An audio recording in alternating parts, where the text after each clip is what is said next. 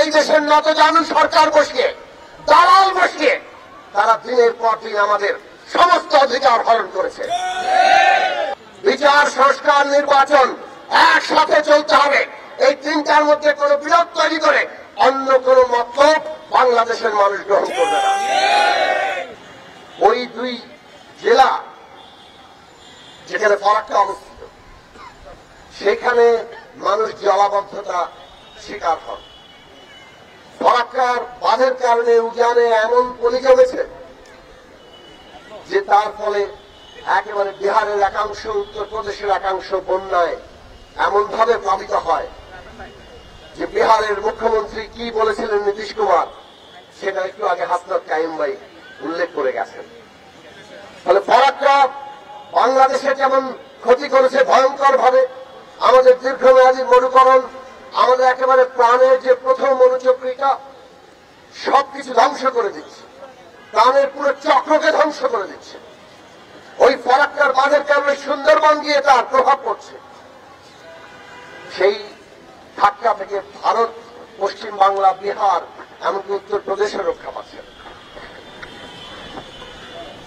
আজকে সারা দুনিয়াব্যাপী প্রকৃতি রক্ষা এখন মানব সভ্যতা রক্ষার গুরুত্বপূর্ণ এজেন্ডায় পরিণত হচ্ছে। এই প্রকৃতি না বাঁচলে মানুষের সভ্যতা বাঁচবে না।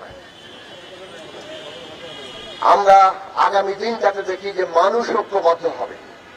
এই কতিপয় লোভী, কতিপয় সংকীর্ণ জাতীয়তাবাদী স্বার্থ আধিপত্য বিস্তারের অস্ত্র হিসেবে যারা এইভাবে মানব প্রকৃতিকে ধ্বংস করেছে, মানুষের জীবনকে ধ্বংস করেছে, তাদেরকে মানুষ পরাজিত করতে সক্ষম হবে।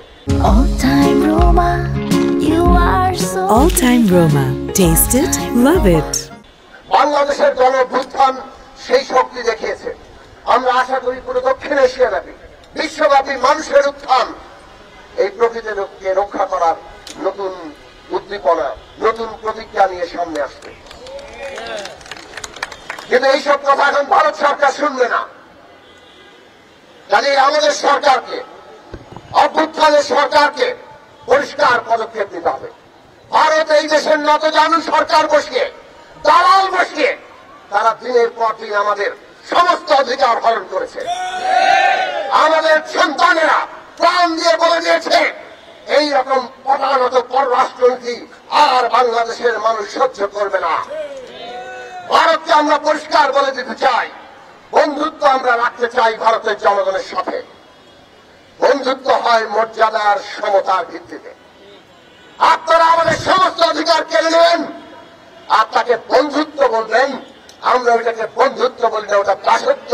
ওইটা শেখ হাসিনা করতে পারে, বাংলাদেশের মানুষ যে করবে না দেখিয়ে দিয়ে গেছে। আর সেই শক্তির উপর দাঁড়িয়ে অন্তর্বর্তী সরকারকে আমরা বলি, বাংলাদেশের পানির ন্যায্য হিস্সা নিয়ে জাতিসংঘের কাছে যান। জাতিসংঘের তত্ত্বাবধানে সালিসি বিধান রেখে নতুন করে চুক্তি করতে হবে। তার জন্য জনগণকে ঐক্যবদ্ধ করেন। আমরা আজকে দেখতে পাচ্ছি অন্তর্বর্তী সরকারের দায়িত্ব ছিল সমস্ত আন্দোলনকারী শক্তিকে একত্রিত করে বিচার, সংস্কার, নির্বাচনের মধ্য দিয়ে জনগণকে ঐক্যবদ্ধ করে এক নতুন বাংলাদেশের যাত্রা তৈরি করা। কিন্তু আমরা অন্তর্বর্তী সরকারের অনেক কর্মকাণ্ডই দেখতে পাচ্ছি যেন বিভাজন আবার নতুন করে তৈরি হচ্ছে। আপনারা তো কোন রাজনৈতিক পক্ষ নন, আপনারা এমন কোন আচরণ করবেন না যে জনগণের মধ্যে, আন্দোলনকারী শক্তিগুলোর মধ্যে, যাদের সমর্থনে আপনারা আজকে এই দায়িত্বে আছেন রাষ্ট্র পরিচালনার, তাদের মধ্যে অনৈক্য তৈরি হয়।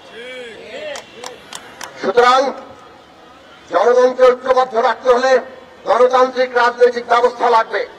তার জন্য বিচার দরকার, তার জন্য সংস্কার দরকার, তার জন্য নির্বাচন দরকার। বিচার, সংস্কার, নির্বাচন একসাথে চলতে হবে।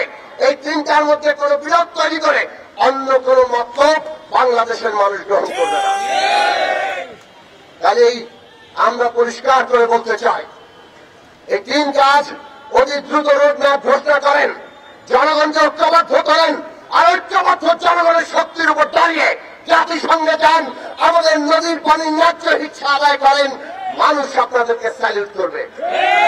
সেটাই আজকে এই আন্তর্জাতিক ফারাক্কা কমিটি এই আলোচনা সভায় ফারাক্কা লং মার্চের 50তম বার্ষিকীতে আমাদের সকলের দাবি, সকলের আকাঙ্ক্ষা।